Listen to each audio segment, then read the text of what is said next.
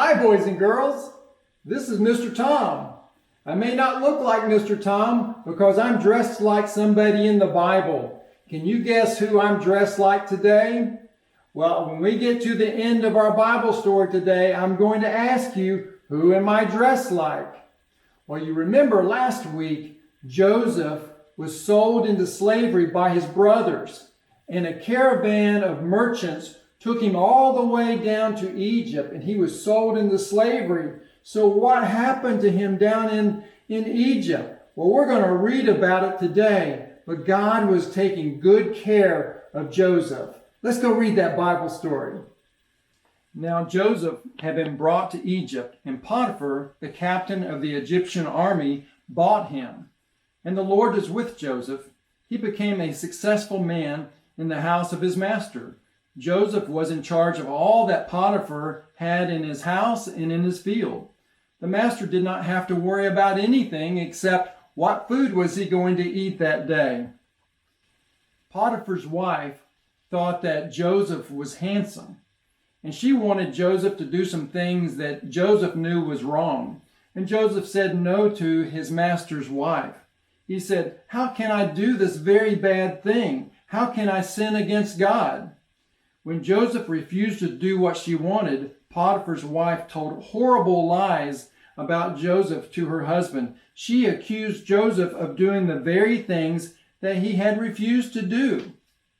As soon as Potiphar heard his wife, he was so very angry at Joseph, and Joseph's master put him in prison.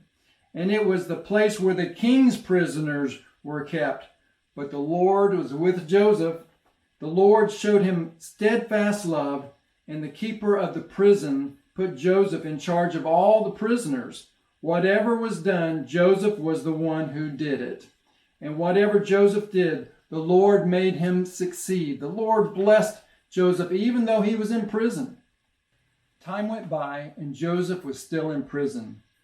One day, Pharaoh sent his cupbearer and baker to prison, and they were in prison with Joseph. One night, they both had a dream. And in the morning, they said, "No one can tell us what the meaning of the dreams are." Joseph said, "Well, tell me the dreams." The cupbearer said, "In my dream, there was a vine. And on the vine, there was 3 branches. Its blossoms ripened into grapes. I pressed the grapes into the king's cup. I put the cup in his hand." Then Joseph said, "It means in 3 days, Pharaoh will make you his cupbearer again. But remember me when it is so." Let me show you a picture. So here's a picture of the cupbearer, and he is squeezing the grapes into Pharaoh's cup, and he's going to give the cup to Pharaoh, and he's going to be back in service to the king again. Well, then the baker said, "I also had a dream. There were 3 baskets on my head, and in the top baskets were baked foods for Pharaoh. But the birds of the air ate all of it out of the basket." Joseph said, "The 3 baskets are 3 days. And in 3 days, Pharaoh is going to kill you. He's going to hang you." Let me show you a picture. Here's another picture of the dream that the baker had. And the 3 baskets and the breads, the baked goods in it. And then here's the birds of the air coming to eat the bread and the baked goods out of the top basket. And it happened just as Joseph said it would. But the cupbearer forgot about Joseph. Well, after 2 more years, Pharaoh dreamed that he was standing by the Nile River. And out of the Nile River came 7 fat cows. And then there were 7 thin cows that came up after them. And the thin cows ate up the fat cows, just gobbled them up. But the thin cows still looked like they hadn't eaten anything. Then Pharaoh dreamed a second time, and there were 7 plump ears of grain were growing on one stalk. After them grew 7 thin ears. The thin ears ate up the plump, full ears. In the morning, Pharaoh called for the magicians and wise men. None could tell him the meaning of his dreams. Then the cupbearer told Pharaoh about Joseph. He remembered Joseph from 2 years before. And Pharaoh sent for Joseph. He said to Joseph, "No one can tell me the meaning of my dreams, but I have heard that you can." Joseph said, "Well, it's not me, but God will interpret your dreams." Pharaoh told Joseph both dreams. And Joseph said, "There will come 7 years of plenty in Egypt, but after them will come 7 years of famine. There will be no food. Select a wise man to gather food in these good years. That food shall be extra for the years of famine." Let me show you a picture. Here's a picture of Pharaoh, and he's dreaming, and he dreams about the big fat cows, the 7 fat cows, and then the 7 skinny cows, and how the skinny ones ate up the fat ones, and they still look skinny. And then he dreamed about the very full, plump grain, and that there was then this grain that was pretty skinny and thin, and the thin grain ate up the fat grain. And that was his dream. Well, this plan pleased Pharaoh. He said to Joseph, "Since God has shown you all of this, you shall do this good work. I'm going to put you in charge of all of it. I'm going to make you second in command of all of Egypt, and I'm going to give you my ring. You will be the most important person in Egypt. Only Pharaoh himself will be greater than Joseph." Well, during the good years, Joseph saved up the grain and put the grain in big storehouses. Then the years of famine began, and Joseph opened up the storehouses so that people could eat. And the people from many places came to buy grain. Well, back in the land of Canaan, where Joseph's brothers and father lived, Jacob, you remember Jacob? Well, they lived in Canaan, and they needed food. And so Jacob learned that there was grain in Egypt, and he said to his sons, "Buy grain for us there." Joseph was the one who sold grain to all the people of the land. And Joseph recognized his brothers when they came, but his brothers didn't recognize him, maybe because Joseph probably looked like Mr. Tom does right now. And you didn't recognize me at first with all this on. Well, that was probably what it was like with Joseph. His brothers didn't recognize him. And so Joseph did give them food, but he tested them. And Joseph made them leave Simeon, one of his brothers, behind in prison.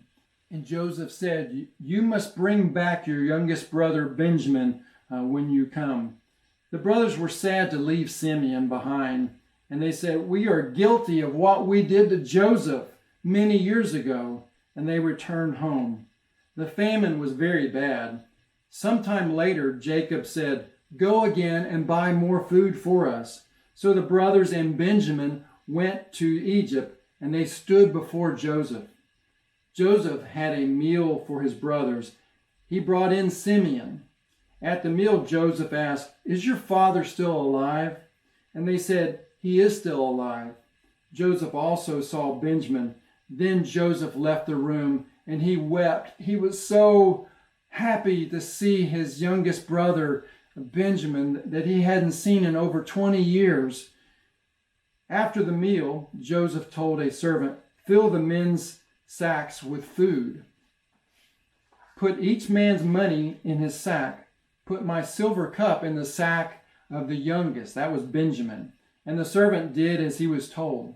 Well, the brothers left. Now Joseph said to his servant, "Follow after the men, and when you catch up with them, that you are to say to them, 'Why have you repaid evil for good? You have done evil.'" The servant overtook the brothers. He told them that Joseph had said these things.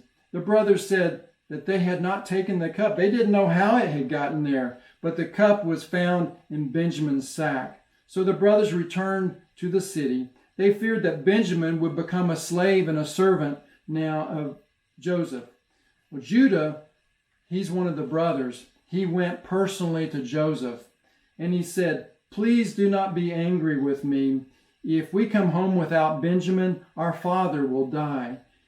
Make me your servant instead." Well, what is so amazing is some 20 years before, Judah was the one who had come up with the idea of selling Joseph into slavery. And now he is standing up and saying, "Make me a servant, make me a slave instead of Benjamin." That's pretty amazing, isn't it? What a change. Then Joseph wept. He cried and he said, "I am Joseph. Is my father still alive?" His brothers could not answer. They couldn't believe it. They didn't know what to say. They were afraid. So Joseph said, "I am your brother Joseph, whom you sold. But do not be worried. Do not be fearful because you sold me." God was in charge, and God sent me down here before to be able to save so many people's lives. It was God's plan, and he was in charge. Go to my father and say, "God has made Joseph Lord of all of Egypt. Come to me, I will provide for you." And Joseph kissed all his brothers, and they all wept, and he forgave them. Look, here is another picture of Joseph, second in command of all of Egypt, and he's telling his brothers who he really is. Wow. They were so happy to see each other, and what an amazing story. So, did you guess who I'm dressed like? I'm dressed like Joseph, being raised to second in command of all of Egypt. Thank you for letting me read to you another Bible story this week. Remember that God loves you so much. And I'll see you next week.